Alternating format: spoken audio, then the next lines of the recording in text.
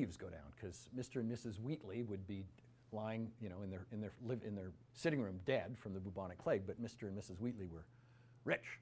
So what the raiders would do, have you seen the great cones that, so they'd put a cone and they'd take material in the cone and they'd drop a whole bunch of essential oils on this, and they'd stick this cone over the face. The doctors did this too. They'd stick the cone over the face, and the essential oils created a prophylactic barrier against the bubonic plague virus, because they're antiviral, antifungal, and antibacterial.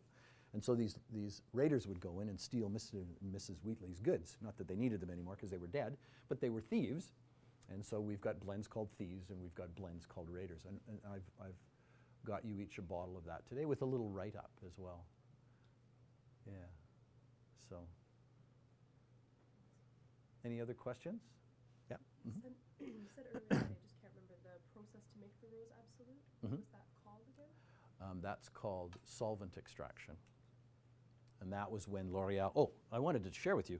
So L'Oreal, they were a little bigger than this, but L'Oreal would be buying containers about this big, and they would be quite dark, and it would be called a concrete. So it's thick, almost like butter, right? And these would be 40 or 50,000 euros a piece. Source, right? 40 or 50,000 euros a piece. And there were 6 or 8 or 10 or 20 of them lined up in this rose production. Yeah, it's kind of neat.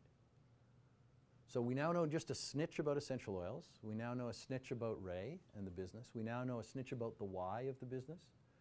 We're here to provide the majesty of Mother Nature. We now know how we get essential oils.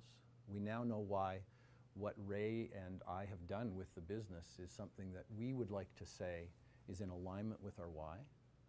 And we're here to thank you for allowing us to be of service to you so that we can provide these essential oils and give you enough information that you can speak knowledgeably, or a little more knowledgeably, about our essential oils and why they are